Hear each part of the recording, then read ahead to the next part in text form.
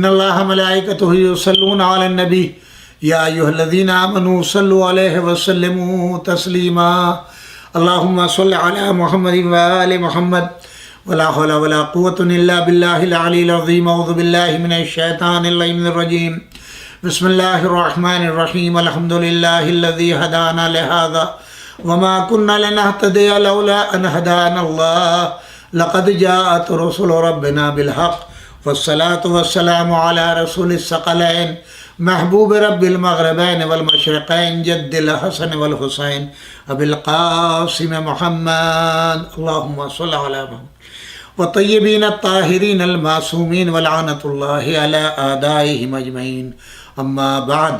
सामीन किराम अस्सलामु अलैकुम जमीअन व रहमतुल्लाहि व बरकातुहू। आज अल्हम्दुलिल्लाह 17 माह रमज़ानुल मुबारक की मुबारकबाद पेश करने का शरफ़ हासिल कर रहे हैं। कल से इंशाअल्लाह 18 माह मुबारक रमज़ान हो जाएगी और कल शब ज़रबत इमाम अली इब्न अबी तालिब अलैहिस्सलाम है। आज ये आखिरी तकरीर है मजालिस से कबल की उन आयात के ज़ैल में जो सुप्रीम कोर्ट में एक बदबख्त ने चैलेंज की है। इंशाअल्लाह 4 दिन बाद फिर इन आयात का सिलसिला शुरू होगा। ये 4 दिन शहादत की मजालिस है इमाम अली इब्न अबी तालिब अलैहिस्सलाम की मुनासिबत से, लिहाजा 4 दिन मजालिस आप समाअत फरमाएंगे और उसके बाद फिर इंशाअल्लाह उन आयात का सिलसिला शुरू होगा। IMI आपका इदारा है, अपना इदारा है, डॉक्टर वजी इसके बानी हैं और वही इस वक्त इसके सरपरस्त हैं, जो आने वाली नई नस्लों के लिए हमारे लिए एक बेहतरीन इमारत तामीर करना चाहते हैं, जिसमें ऑफ़िस भी हो, लाइब्रेरी भी हो, हॉस्पिटल भी हो और उनके लिए वो तमाम आसानियाँ फ़राहम की जाए अपने तलबा के लिए जो उनके प्रोफेशन के लिए ज़रूरी हैं। उनके मुआविन ख़ास हैं डॉक्टर रज़ा जवाद, और जिनका फ़ोन नंबर है 6094819267 6094819267। प्रोग्राम के बाद जो है वो हम एक वीडियो दिखाते हैं, उसको भी आप तवज्जो करें और इन लोगों से राबिता करके ख़ुसूसी तौर पे जो $8 लाख की कमी पड़ रही है इस माह रमज़ान में, आप साहिबान खैर हैं, मदद करके इसको पेआफ कराएं ताकि माह रमज़ान मुबारक के बाद तामीरात के काम शुरू हों। और अब यहाँ से हम अपना प्रोग्राम जो रोज़ाना का है उसके मुताबिक तारीख़ इस्लाम से शुरू कर रहे हैं। सूरह बरात, जिसकी तिलावत इमाम अली इब्न अबी तालिब अलैहिस्सलाम ने फरमाई और मुशरिकीन मक्का को चैलेंज किया, इन्हीं आयत के सिलसिले में 37 आयत नंबर भी आती है, जिसको हम आज आपकी खिदमत में पेश करेंगे। तो आपसे गुजारिश है समाअत फरमाएँ। पहले हम मुख्तसर सी तारीख़, जिन हालात में रसूलुल्लाह सल्लल्लाहु अलैहि वसल्लम ने कलमा पढ़वाया, उसके बाद में हिजरत वाक़ हुई और फिर हिजरत के बाद मदीना मुनव्वरा के हालात। तो यहाँ सबसे अहम चीज़ जो आज हम आपकी खिदमत में पेश कर रहे हैं, हिजरत की तारीख़ी अहमियत। अल्लामा ये मौलाना अली नक़वी साहब लिख रहे हैं, फ़ाज़िल हम असर हबीब रेहान नदवी मुक़ीम मिस्र ने लिखा है कि सदर अव्वल के मुसलमानों की नज़र में वाक़ हिजरत की तारीख़ अहमियत का बड़ा सबूत यह है कि इस्लामी साल का हिसाब हिजरत नबवी से किया गया है। कहा जाता है कि खलीफा दोम हज़रत उमर की खिलाफत को तकरीबन 4 साल गुजर चुके थे, यानी हिजरत का 16वां साल जब ये साल हिजरी मुकर्रर किया गया। इस वाक़े की इब्तिदा मक़रिज़ी जिल्द अव्वल में इस तरह दर्ज है कि हज़रत उमर के सामने एक चेक पेश हुआ जिस पर सिर्फ शाबान लिखा हुआ था। एक चेक पेश किया गया जिस पर सिर्फ शाबान लिखा हुआ था। हज़रत उमर ने कहा, ये किस तरह मालूम हो कि 21 साल का माह शाबान है। इसके लिए फ़ौरन मजलिस शूरा मुरतब की गई और अकाबिर सहाबा के सामने एक मसला पेश हुआ। मौलाए कायनात हज़रत अली इब्न अबी तालिब अलैहिस्सलाम ने राय दी कि हिजरत नबवी से साल शुरू किया जाना चाहिए और इसी पर सबका इत्तेफाक हुआ। सहरोज़ा दावत, दिल्ली, सीरत तैयबा नंबर 12 सितंबर 1959, सफ़ा 215 से 216 के दरमियान।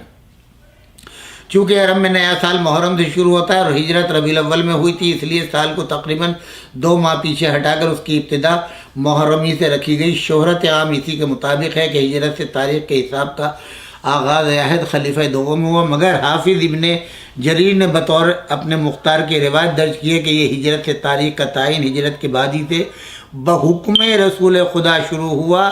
چنانچہ انہوں نے پہلے سرخی قائم کی ہے، ذکر الوقت الذی عمل فیہ تاریخ، اس وقت کا ذکر جس میں تاریخ کا تعین عمل میں آیا ہے اس کے تحت ہی میں لکھا گیا ہے۔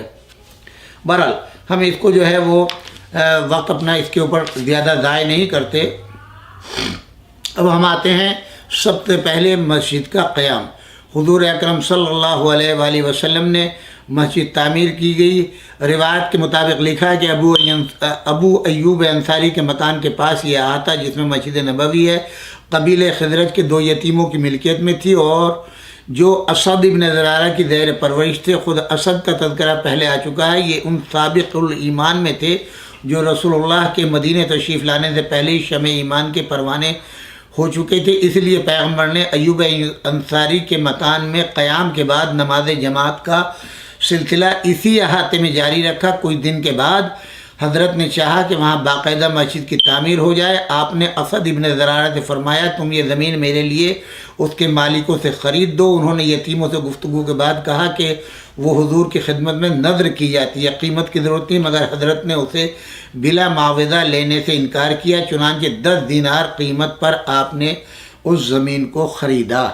مشر A کے حمید لکھتے ہیں کہ سب سے پہلا کام جو سرکار نے مدینہ پہنچ کر کیا وہ مسجد نبوی کی تعمیر تھی۔ دیواریں کچی اینٹوں سے 3 گز اونچی بنائی گئی، 9 فٹ پر چھت ڈال دی گئی، کھجور کے تنے سے شیطیر کا کام لیا گیا اور اس طور پر مسجد کی تکمیل مکمل ہوئی۔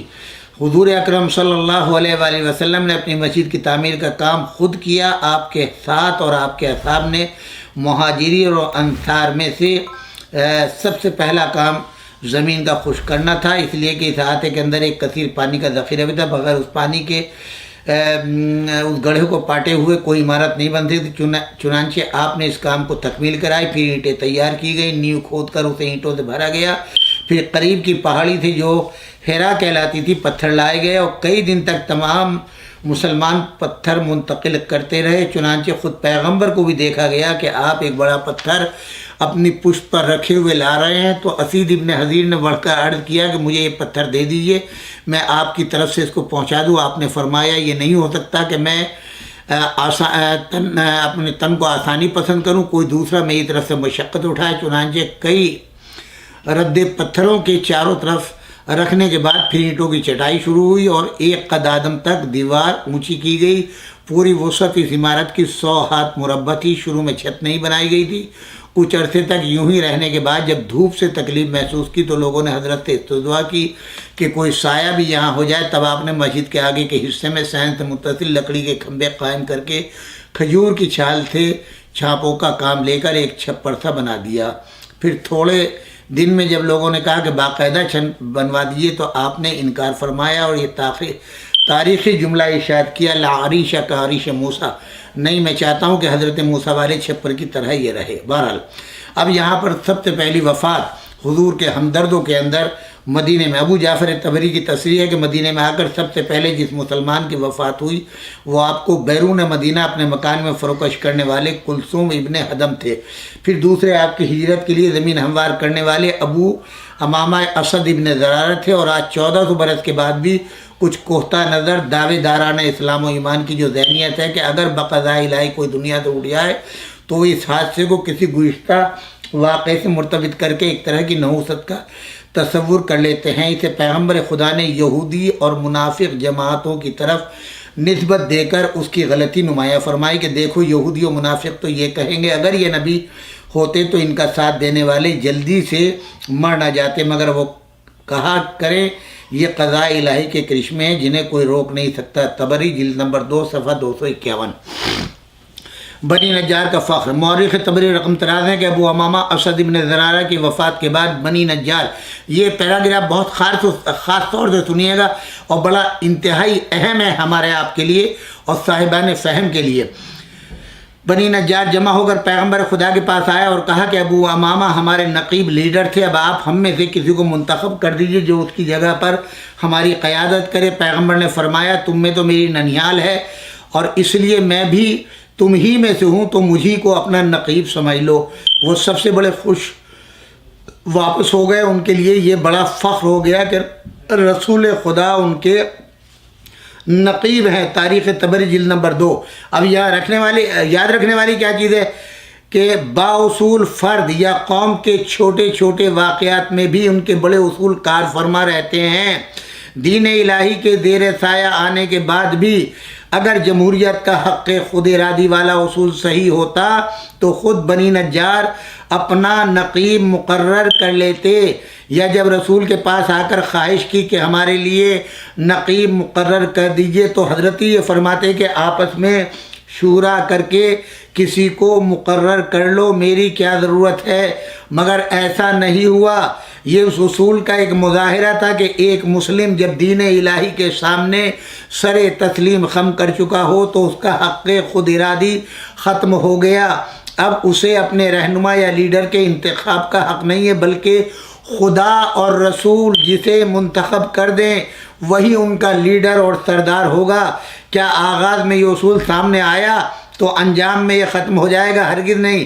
لن تجد لسنت اللہ تبدیلا ولن تجد لسنت اللہ تحویلا، یعنی نہ رسول اللہ کی جو سنت ہے وہ کبھی تبدیل نہیں ہوتی، نہ اس میں کسی طرح کا بدلاؤ آتا ہے۔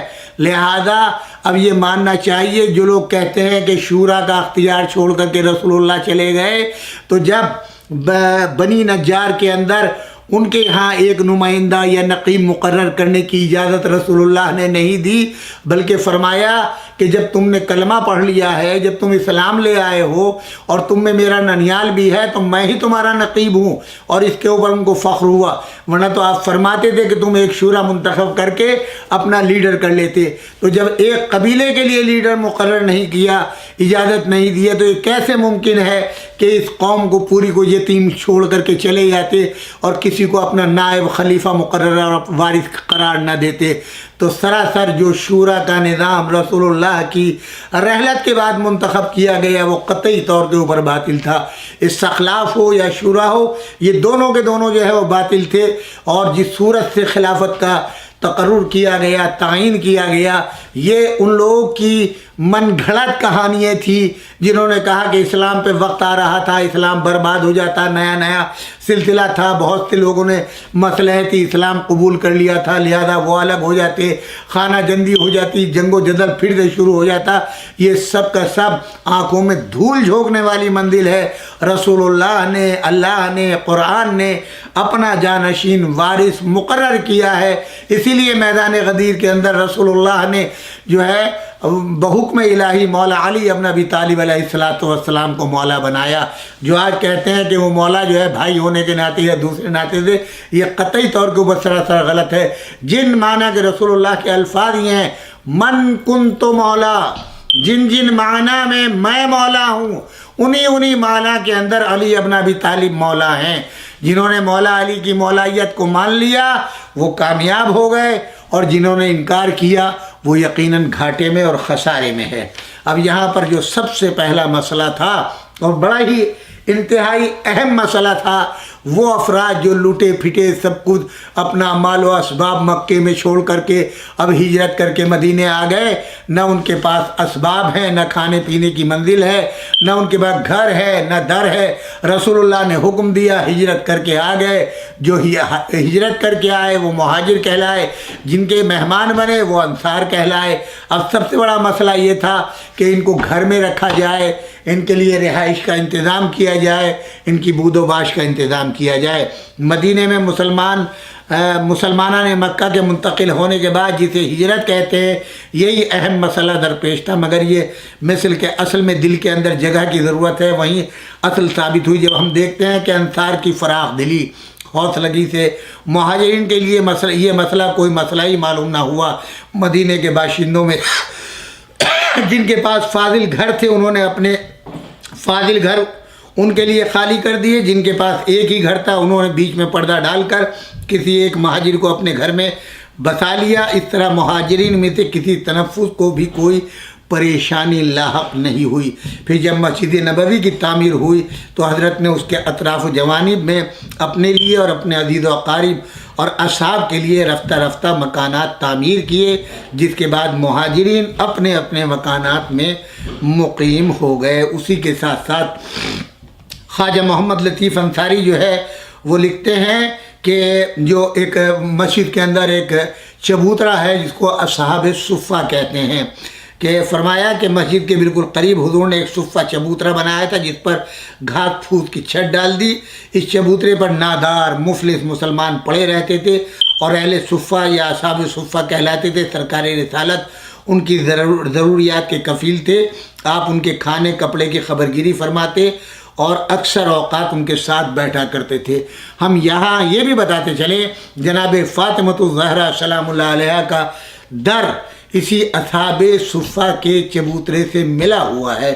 چنانچہ یہاں پر روایت ملتی ہے تاریخ کے اندر کہ یہ لوگ جن کا کوئی پرسان حال نہیں تھا، جن کی کوئی کفالت کرنے والا نہیں تھا، یہ اپنا بسیرا وہاں ڈالے رہتے تھے۔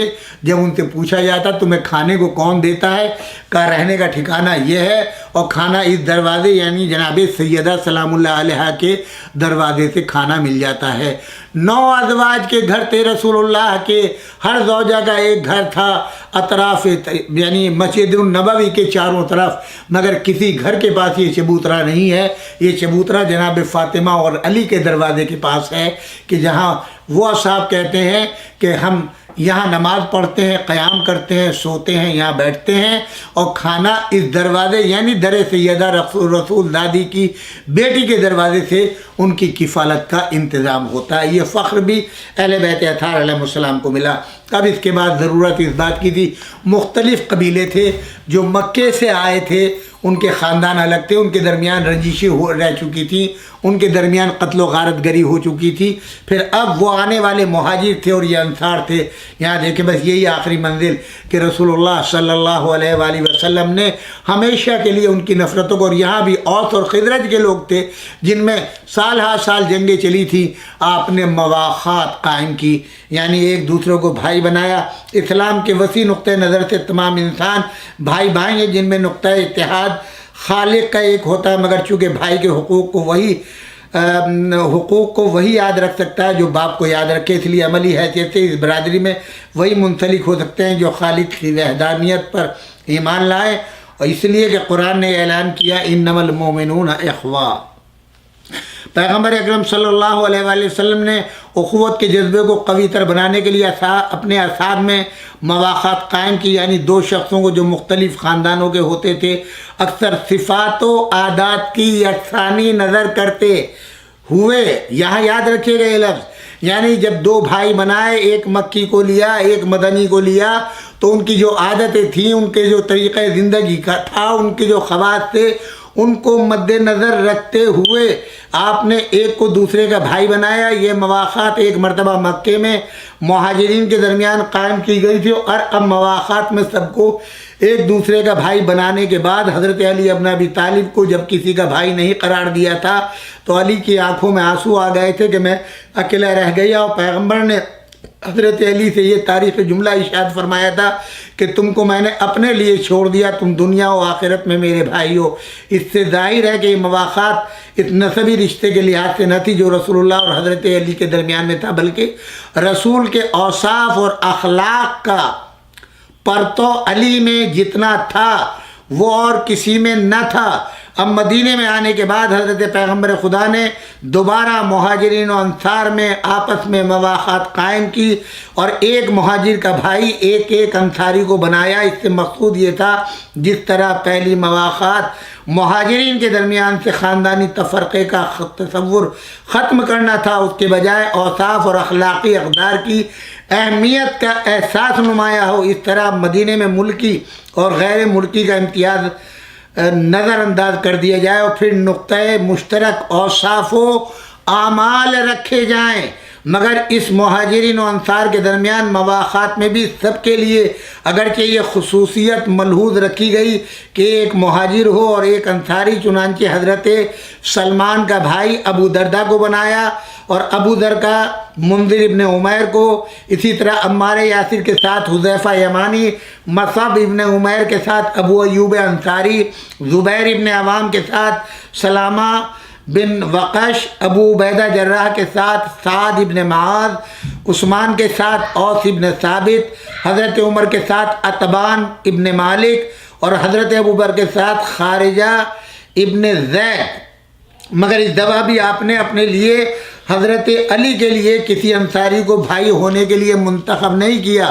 اس سے ایک بہت بڑی بات یہ ذہن نشین کرانا تھی کہ رسول بحیثیت رسول یا جو ایسے ہی دینی منصب کا حامل ہو وہ کسی سرزمین سے تعلق خاص نہیں رکھتا، وہ اس لیے کہ وہ ملکی اور غیر ملکی یا مہاجر و انصاری کی تفریق سے بالا تر ہے۔ یہ بات اس وقت باقی نہ رہتی جب اپنا بھائی انصار میں سے کسی ایک کو قرار دے لیتے، یعنی جو لوگ مہاجرین میں بھائی بنے تھے جب مکے آ گئے تو وہ برادری ختم ہو گئی، اور جب مدینے میں آئے تو مدینے میں بھی مزاج کو دیکھا، ایک انصاری ایک مہاجر، ان کی مزاج، ان کے عادات و اطوار، ان کا طریقہ زندگی، ان کی بود و باش کا طریقہ، ان کی معاشرت کا طریقہ، اس کو ملحوظ خاطر رکھتے ہوئے ایک دوسرے کا بھائی بنایا۔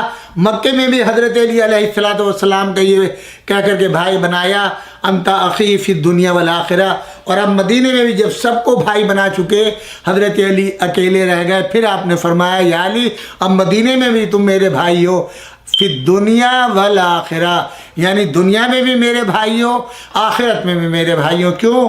جو مزاج رسالت تھا وہی مزاج امامت تھا، جو عادات و اطوار، جو طریقہ زندگی، جو معاشرت، جو بود و باش رسول اللہ کی تھی بیان نہیں، وہی علی ابن ابی طالب علیہ السلام کی تھی۔ انشاءاللہ اس کا بقیہ حصہ ہم کل آپ کی خدمت میں عرض کریں گے۔ اب آتے ہیں ہم اپنے اصل مقصد کے اوپر۔ چونکہ آج 17 ماہ رمضان المبارک ہو گئی ہے اور کل 18 ماہ رمضان المبارک ہوگی، کل شب ضربت امام علی ابن ابی طالب علیہ السلام ہے، لہذا یہ 4 دن سلسلہ مجالس رہے گا، سلسلہ تفسیر اور آیات کی تشریح اور یہ جواب جو ہے وہ معطل رہے گا 4 دن کے لیے، 4 دن مجالس ہوں گی، اور پھر انشاءاللہ 21 کی شام سے یعنی شب 22 سے پھر ہم یہ سلسلہ اب پائے تکمیل تک پہنچائیں گے جو آخر ماہ رمضان تک چلے گا۔ آج گفتگو ہو رہی ہے سورہ برات کی آیت نمبر 37۔ ہم اس سورہ کی آیت نمبر 5، 14، 23، 28، 29 جو ہے وہ گفتگو کر چکے ہیں۔ اب جو ہے 37 کے اوپر ہم گفتگو کرنے جا رہے ہیں۔ اب یہاں سے آپ ملاحظہ فرمائیں۔ بسم اللہ الرحمن الرحیم۔ انما النسیء زیادۃ فی الکفر یضل بہ الذین کفروا یحلونہ عاما ویحرمونہ عاما لیواطئوا عدۃ ما حرم اللہ فیحلوا ما حرم اللہ زین لہم سوء اعمالہم واللہ لا یہدی القوم الکافرین۔ ظاہری ترجمہ یہ ہے نسیء حرام مہینوں میں تقدم و تاخر، مشرکین کے کفر میں زیادتی ہے کہ جس کی وجہ سے کافر گمراہ ہو جاتے ہیں، ایک سال اسے حلال دوسرے سال اسے حرام کر دیتے ہیں تاکہ ان مہینوں کی تعداد کے مطابق ہو جائے کہ جنہیں خدا نے حرام کیا ہے، ان کے خیال میں 4 کا عدد پورا ہو جائے، اس طرح سے خدا کے حرام کردہ کو حلال شمار کرے۔ ان کے برے اعمال ان کی نظر میں زیبا ہو گئے اور خدا کافروں کی جماعت کو ہدایت نہیں کرتا۔ اب ہم اس سے قبل کی آیت نمبر 36 سے شروع کریں گے۔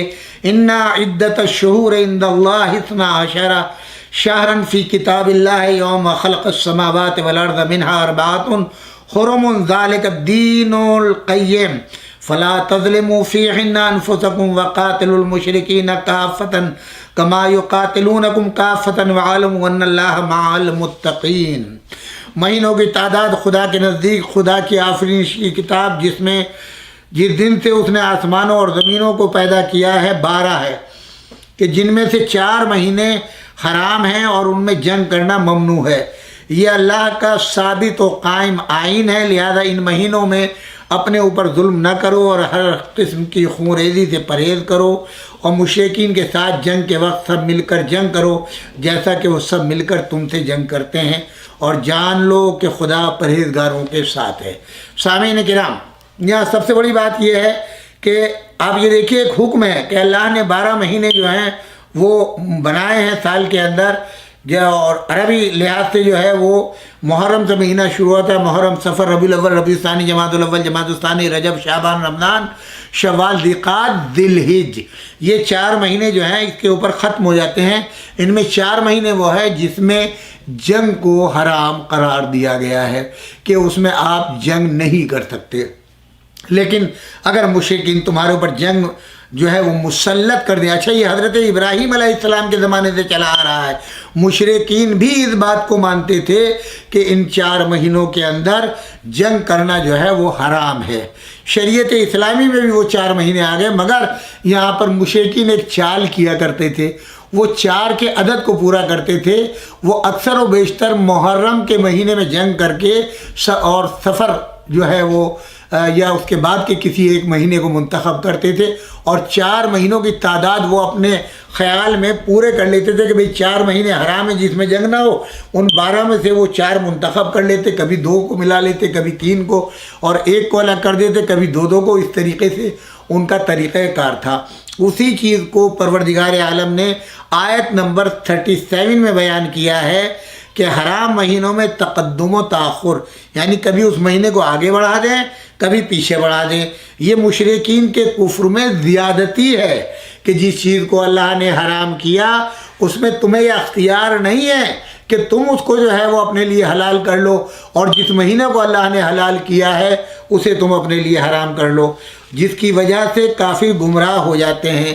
ایک سال اسے حلال اور دوسرے سال اسے حرام کر دیتے ہیں تاکہ ان مہینوں کی تعداد کے مطابق ہو جائے کہ جنہیں خدا نے حرام کیا ہے، ان کے خیال میں 4 کا عدد پورا ہو جائے، اور اس طرح سے خدا کے حرام کردہ کو حلال شمار کریں، ان کے برے اعمال ان کی نظر میں زیادہ ہو جائیں، اور خدا کافروں کی جماعت کی ہدایت نہیں کرتا۔ اب اس میں آپ بتائیں، دہشت وہ کہتے ہیں کہ یہ آیاتیں جو ہیں دہشت گردی کی تبلیغ کرتی ہیں، لوگوں کو دہشت گرد بناتی ہیں، جہاد کے اوپر ابھارتی ہیں، جبکہ یہاں مسئلہ یہ ہے کہ یہ جو 4 مہینے منتخب کیے گئے ہیں اس میں جنگ کرنا حرام ہے۔ ایک تو یہ ہے کہ لوگ جو ہیں وہ ان کو تھوڑا آرام مل جائے، سکون مل جائے، تو یہ ایک طریقہ چلا آ رہا تھا، وہی اسلام میں بھی آ گیا۔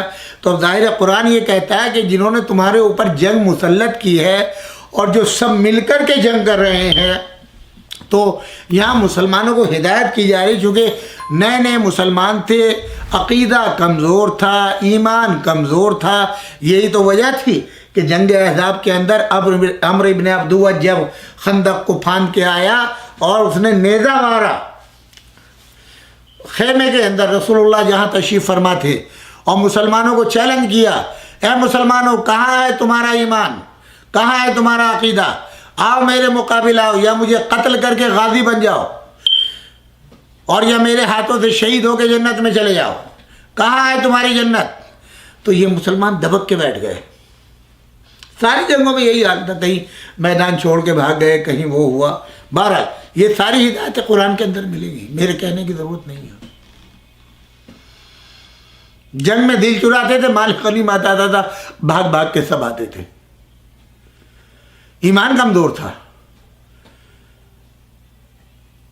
مولانا شبلی نعمانی نے بھی لکھا ہے صلح حدیبیہ کے موقع کے اوپر، جس میں ایک شق یہ تھی کہ اس سال آپ حج نہیں کریں گے۔ مشرکین نے کہا کہ آپ لکھیں، رسول اللہ نے کہا لکھ لو بھائی، منظور، ہم حج نہیں کریں گے، واپس چلے جائیں گے۔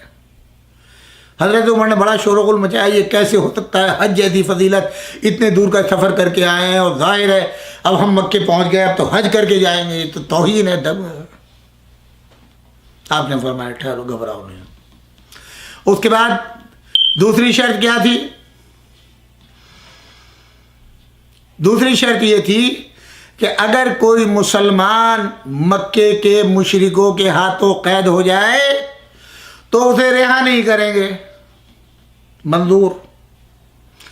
اور اگر کوئی مشرک کافر مسلمانوں کے ہاتھ قیدی ہو جائے تو اسے چھوڑنا پڑے گا۔ رسول اللہ نے فرمایا منظور، مولانا شبلی نعمانی کہتے ہیں کہ حضرت عمر ابن خطاب نے فرمایا کہ یہ کیسے ہو سکتا ہے کہ ہمارا ایک ایمانی بھائی، ہمارا ایک اسلامی بھائی مشرکین قیدی بنا لے اور وہ قید میں رہے، وہ چھوڑیں گے نہیں، جبکہ ہمارے لیے یہ پابندی ہوگی کہ اگر کوئی مشرک ہمارے ہاتھوں میں آ جائے تو اسے چھوڑنا پڑے گا۔ حضرت عمر نے بڑی واویلا مچائی، بڑا شور ہو، یہ تو دب کے معاہدہ ہے اور یہ کیسا ہے، یہ ہے وہ ہے۔ اور اس کے بعد تاریخ کا ایک تاریخی جملہ ہے، آپ فرماتے ہیں کہ جیسا شک رسول اللہ کی رسالت میں مجھے آج ہوا، اتنا شک پہلے نہیں ہوا تھا کہ آیا یہ رسول بھی ہے یا نہیں۔ بریانی کا ایک ہی چاول دیکھا جاتا ہے داغ کا، دیکھ کا پہچان لیا آپ نے؟ یہ تو اولو العزم صحابہ تھے، اجل اصحاب، پہلی صف میں رہنے والے، مسجد النبوی کے برابر میں رہنے والے، ہر جہاد میں آگے، جن کے لیے بڑے بڑے تاریخ داں کہتے ہیں کہ ان کی وجہ سے جو ہے وہ اسلام کو 4 چاند لگ گئے اور اسلام کا پرچم جو ہے 1000 فٹ بلند ہو گیا۔ پہچان لیا ان کا ایمان؟ اب رسول اللہ صلی اللہ علیہ وآلہ وسلم نے فرمایا، سنو، جس نے کلمہ اسلام پڑھ لیا، کلمہ توحید پڑھ لیا، کلمہ رسالت پڑھ لیا، وہ مر تو سکتا ہے، کلمہ نہیں چھوڑ سکتا۔ لہذا اگر ہمارے کسی مومن بھائی، کسی مسلمان کو مشرکین نے پکڑ لیا تو وہ اپنے اخلاق، اپنے اصول اسلام، اپنے اصول زندگی سے ان پر ایسا اثر ڈالے گا کہ ان میں سے مسلمان بنا لے گا، وہ خود کافر نہیں ہوگا۔ اور ان کو ڈر ہے کہ اگر کوئی مشرک ہماری قید میں ہوگا تو ہمارا حسن سلوک، ہماری محبت دیکھ کر کے متاثر ہو کر کے کلمہ اسلام پڑھ لے گا، اس لیے انہیں فکر ہے اپنے قیدی کی، ہمیں فکر نہیں ہے۔ ہمارا تو اگر جائے گا مسلمان خود بھی رہے گا، 2-4 کو بنا بھی لے گا۔ یہ پالیسی تھی اسلام کی۔ اب آپ کی سمجھ میں آیا؟ بہرحال یہاں کے اوپر جو ہے اس آیت میں یہ بتلایا گیا ہے، اور وہ یہ ہے کہ اس کے بعد ارشاد ہوتا ہے کہ ان 12 مہینوں میں سے 4 مہینے حرام ہیں کہ جن میں ہر قسم کے جنگ و جدل جو ہے وہ حرام ہے۔ بعض مفسرین کے مطابق ان 4 مہینوں میں جنگ کی حرمت حضرت ابراہیم خلیل اللہ کے دور سے ہے، اور یہ حرمت زمانۂ جاہلیت کے عربوں میں بھی پوری قوت سے ایک سنت کے طور پر موجود تھی، اگرچہ اپنے میلانات اور ہوا و ہوس کے مطابق کبھی کبھی وہ ان مہینوں کو آگے پیچھے کر لیتے تھے، لیکن اسلام میں یہ ماہ غیر متغیر ہیں۔ ان میں 3 مہینے یہ کے بعد دیگر ہیں، وہ ہے ذی قعدہ، ذی الحجہ، محرم۔ یہ 4 مہینے ایک ساتھ ہیں، اور رجب۔ عربوں کی اسلام میں 3 ماہ سرد اور یہ کے بعد دیگرے، اور 1 ماہ فرد اکیلا ہے۔ اس نقطے کا ذکر ضروری ہے کہ ان مہینوں میں جنگ کی حرمت اس صورت میں ہے جب جنگ دشمن کی طرف سے ٹھونسی نہ ہو، ورنہ اس میں شک نہیں کہ دوسری صورت میں مسلمانوں کو اٹھ کھڑا ہونا چاہیے اور ہاتھ پر ہاتھ رکھ کر نہیں بیٹھ رہنا چاہیے، کیونکہ اس صورت میں ماہ حرام کی حرمت مسلمانوں کی طرف سے زائل نہیں کی گئی بلکہ اسے دشمن کی طرف سے توڑا گیا ہے، جیسا کہ اس کی تفصیل سورہ بقرہ کی آیت نمبر 194 میں موجود ہے، اور یہ تاکید ہے۔ تو یہاں بتانا یہ مقصد ہے کہ اس وقت وہ مشرکین اپنی مرضی سے مہینوں کو تغیر و تبدل کر لیتے تھے، اور محرم میں وہ جنگ کرتے تھے، کبھی سفر کا مہینہ شمار کر لیتے تھے، اور کبھی محرم سفر جو ہے جنگ کر کے ربیع الاول کا مہینہ، اسی طریقے سے کبھی جو ہے وہ محرم کو الگ کر کے شوال کا مہینہ ملا لیتے تھے۔ تو یہ وہ حرکتیں کرتے تھے جس کے لیے یہاں پر یہ آیت آئی ہے، یعنی 1 مہینے کی حرمت کو دوسرے مہینے پر مؤخر کر دینا۔ انما النسیء، جب کوئی حرام مہینہ آتا اور کسی جنگ میں مصروف ہوتے تو اسے حلال کر لیتے اور اس کی جگہ دوسرے مہینوں کو حرام کر دیتے، یہاں تک کہ انہوں نے مخصوص مہینوں کو چھوڑ کر صرف تعداد کا اعتبار قائم رکھا کہ کس طریقے سے وہ یہاں پر پھر قرآن کہتا ہے زیادۃ فی الکفر، یہ کفر کو اور زیادہ بڑھاتا ہے، کیونکہ اسلام میں جب آپ نے کلمہ لا الہ الا اللہ اور اشہد ان محمد رسول اللہ پڑھ لیا، گویا سر تسلیم خم کر دیا۔ اب آپ قرآن کے سامنے، اللہ کے سامنے اور نبی کے سامنے اپنے نفس کو سرنڈر کر چکے، اپنے نفس سے کوئی کام نہیں کر سکتے۔ رسول اللہ نے ایسا کیوں کہہ دیا، قرآن نے ایسا کیوں کہہ دیا، اللہ نے ایسا کیوں کر دیا؟ جو حکم قرآن ہے وہ مسلمان کو ماننا پڑے گا، جو اللہ کا حکم ہے اس کے سامنے سر تسلیم خم کرنا پڑے گا، جو رسول اللہ نے فرما دیا ہے اس پر عمل پیرا ہونا پڑے گا، ورنہ کسی مسلمان کی کوئی حیثیت نہیں ہے سوائے اس کے کہ اس کا تقوی، اس کا اسلام، اس کا ایمان، اس کا یقین جو ہے وہ اس کی کامیابی کی دلیل ہے۔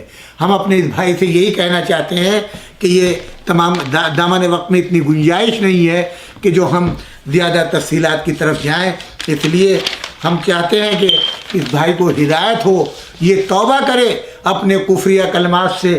گو کہ کورٹ نے اس مقدمے کو خارج کر دیا ہے، مگر یہ شخص اپنی ضد کے اوپر قائم ہے۔